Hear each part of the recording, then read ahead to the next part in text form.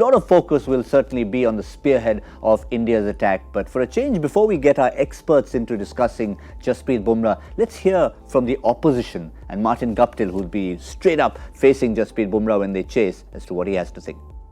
Playing against one of the best death bowlers in the world. He's got a great slower ball, hits the hole pretty well, and he's got a great bouncer. So it's pretty hard to get Bumrah away at the end, and hopefully he can have 3 off nights for us coming up. Yeah, that's what Martin Guptill said. Hopefully he can have 3 off nights. So they're obviously aware of the strengths of Jasprit Bumrah. It's not, as a personality, he doesn't come across as someone who will intimidate you. It's all with the ball. It's a nice line to say, I hope he has 3 off nights. But if he had 3 off nights, he wouldn't be Bumrah, no? It's like saying, I hope Virat Kohli has 3 off matches. You have to, he's or got, in this case now, KL Rahul. He's the man. Whatever, yeah. But there's something. I've been no cricket has fascinated me as much as Bumrah, because you look for players who surprise you. No? First time you see Bumrah, nobody thought he'll be a 10 overs bowler. Everyone thought, he's another long line of bowlers go in, slant the ball back in. He changed that. But to me, the big moment, couple of big moments. One was when he got Chris Gayle out in the 2016 T20 final, when that ball just for the first time seemed to slant in. But then he went to Australia and started swinging the ball away, and we said, wow, man, this kid. That Australia tour in many ways was, even though he'd gone to South Africa, didn't he? He bowled well in South Africa. He'd gone to England, but that Australia tour was really when everyone sort of stood up and said, this kid is different.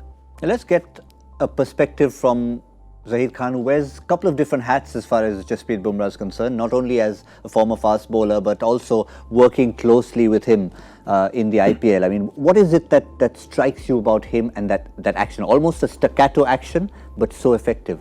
I think you look at anyone's career, that potential, that talent is there to start with. But what they do with that talent and potential which they have really matters, and I think Bumrah is a classic case of that, and it's a testimony to him that he's very keen learner. He's always looking at adding things, and that is very important at this level. Everyone is trying to figure things out. Everyone is planning accordingly with the help of technology and all the homework which they do. There is a lot available that there are no hidden secrets. So you have to keep evolving as a bowler. I think that's what Bumrah has been doing. So his journey of playing T20 and then ODIs to Test matches has been that one process which stayed constant, which is just adding things to his bowling all the time. The numbers actually support that. Particularly, we're talking about T20 cricket. We're talking about the 16 to 20 death overs.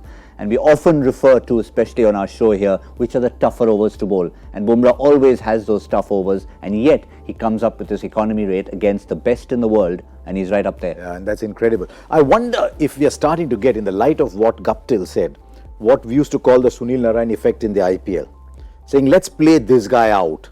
But what this means when you're chasing is, if he's got 2 overs left, then you need to budget to be higher than where you would otherwise be if you think he's not going to give you those runs. He's bowled a 4-run over, he's bowled a 3-run over. In the 18th in recent times. So I just wonder if people are starting to say, let's try and attack the other end and see out this end. I'm starting to wonder if that is happening.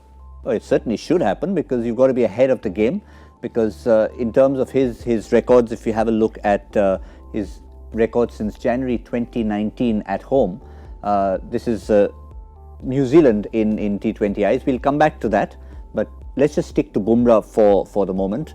I think that New Zealand record, in a sense, might be affected by Jasprit Bumrah's performances. But for now, let's stick to Jasprit Bumrah since 2019 and just have a look at these economy rates and compare them to the rest of the bowlers, which is what makes this set of numbers very interesting. Because in context of a game, Bumrah's going for 8, everyone's going for 9. But look at this.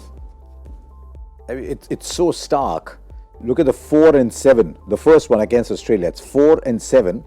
Then come back to the second from bottom, under 8 versus 10.5. 10.5 means it's obviously a really good batting ground. So there, if you go under 8 and over, bowling the tough overs, you're doing really well. There was that one game against Sri Lanka there, the third game. I think we were in the studio here as well. And it was a tail-end batsman who was getting top edges and swinging his bat wildly. Otherwise, when the last 3 balls started, he was 1 for 20 there. 3 balls, 3 fours at the end. He was on a 5 economy rate. So there's just something different about him. And that's the other thing I've not understood. After a while, with the analytics today, everybody analyzes bowlers to death, right? They know the dusra ke liye ungli upar jati hai type of analysis, which one he goes wide, where his head moves, whatever. So they know everything that is to be known about Bumrah now, and yet they can't pick him. There's something about that release with the slower ball, with the wrist, that they're not able to pick him till too late. Are they almost playing him off the deck rather than knowing which way it's going? No, I think it's the angle which he creates. It's more to do with that. So even if you know that the ball is coming into you with that angle, you're still not able to align yourself because you don't know how far in it's going to come. So as a batsman, you have to pick that line, and then that line is never sure. Like you've seen with and particularly in the first spells, you'll see a lot of batsmen looking to play him inside the line, but you don't know how far in the ball is going to come, and that's what. So even if you know that the most of the deliveries which he's been bowling is coming in, you don't know to what degree it's going to come in, and that's what makes it difficult. End of the day, batting is about judgment, isn't it? Yeah. So you have to pick that line, and then if you're sure of that length and line, then only you can do that damage.